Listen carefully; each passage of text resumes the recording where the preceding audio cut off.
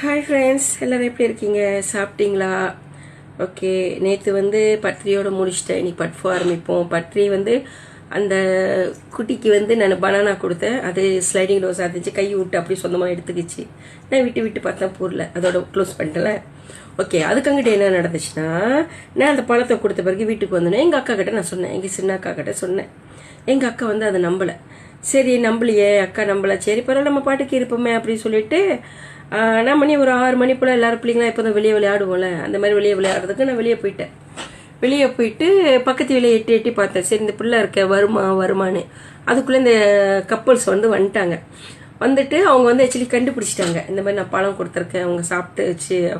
எப்படி கண்டுபிடிச்சாங்க இல்லை அது சொன்னிச்சானே எனக்கு தெரியல. அவங்க எங்கள் அம்மாவை கூப்பிட்டு வார்னிங் பண்ணிட்டாங்க, உன் மக இந்த மாதிரி தேவையில்லாத வேலை பார்க்குது, என் வீட்டில் இந்தாய் பண்ணுது அப்படி சொன்னேன். எங்கள் அம்மா செம்ம அடி, எனக்கு சரியான அடி. உனக்கு இதே ஒரு பொழப்பா போயிடுச்சு, இதை விட்டு அவனுக்கு வேற பொழப்பே இல்லையா அப்படி சொல்லிவிட்டு ஒரு 2 days தான் அவங்க இருந்தாங்க அந்த வீட்டில். 2 days தான் இருந்தாங்க. அதோட அவங்க வீடு மாறிட்டாங்க.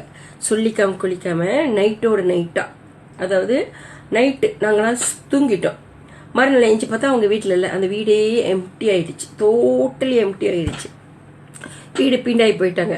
நானும் காலை ஸ்கூல்ல எழுந்து போயிட்டோம். ஸ்கூல் விட்டு பேக்கெல்லாம் விறுவிறுன்னு வச்சுட்டு சரி அந்த வீடு